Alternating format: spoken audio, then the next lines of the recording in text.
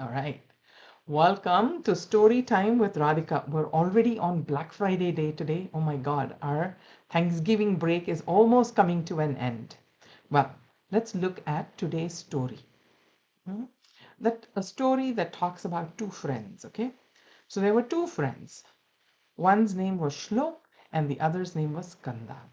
They were both having a lot of fun together and they went out on an expedition. So Shlok and Skanda packed a picnic bag with their little sandwiches and some tomatoes and some cucumbers and water and they set out. But they were exploring the desert. So you know how desert is, right? Lots of sand, lots of wind, hardly any trees, that kind of. So they're walking, they're walking, they're walking. And they both like this, some game they like to play. As they were playing, as with all friends, they got into a fight. They got into a heated argument, and it became so heated that Shlok lost his cool and gave Skanda one tight chicks.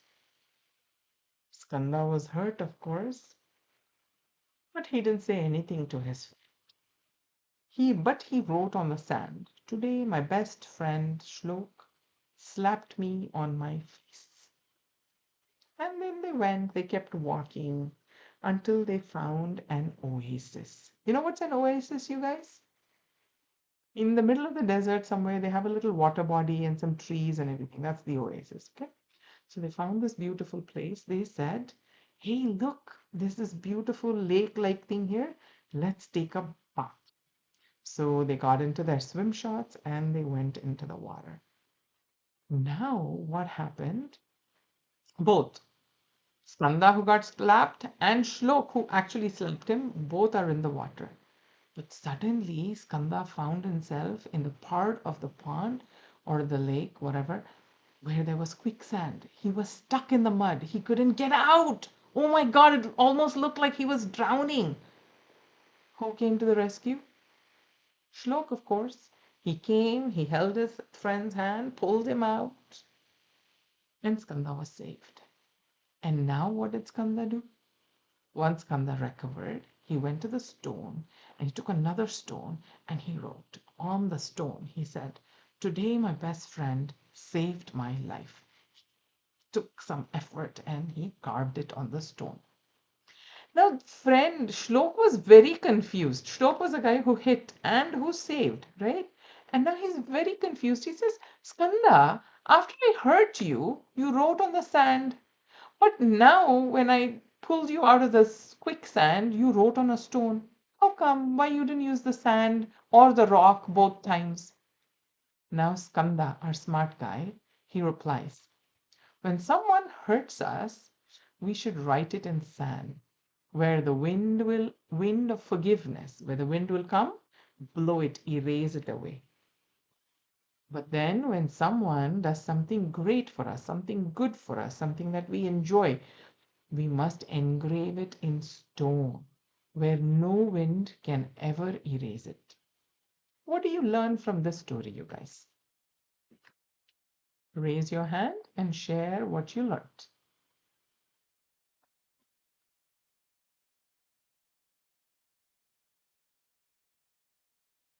Nobody? No thoughts at all? Should I just summarize it? Dakshin, Skanda, I'm sure you're all. Ayush. Ayush always has a nice thought. What happened? Tina, Alicia,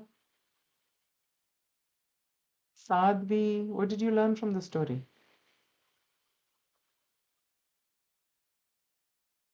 Unmute and talk. Like one thing you learn from this story is that Uh-huh. you should always be happy for like the good moments you have and like Mm-hmm. forgive the bad things that happen to you. Right. Very, very true, Ayush. Yes, yes. What do you want to share? Go ahead. My book. Priyan. My book. You want to share your book? Okay. Yeah. Did you like today's story, Priyansh? Checkers. Yeah, you liked it? Hmm. Okay, good. Yeah, so today's story actually tells us typically what we do, what we tend to do is retain. Our memory is famous. That's the nature of the memory. It holds on to negative things that happens. But consciously, we must make it a habit to remember the good things. Even times when you're not feeling very good, you're feeling sad, remember the good things. That's very uplifting. Yeah. And many times we place value on a lot of material things. Today being Black Friday, we must have all done a lot of shopping, right? So we value, oh my God, this is my expensive computer, this, that, etc.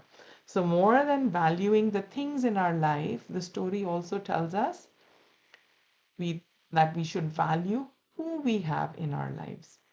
Our parents, our siblings, our friends, our well-wishers, our teachers.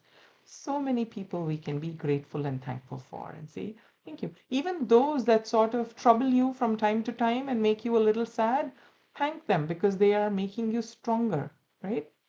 Yeah, that's what Tulsidas ji also does. When he writes about Ramayana, he first, in his invocation prayers in the beginning, he first thanks, or even Ravana, he said, that thank you for being the villain. You show us how not to be. Right? All of those people also that are not so good, that play like the villain in our lives, seemingly like villains, they are doing us a great service. How? By teaching us how not to be. So thank everybody. Make a big list of everyone that we can thank. All right?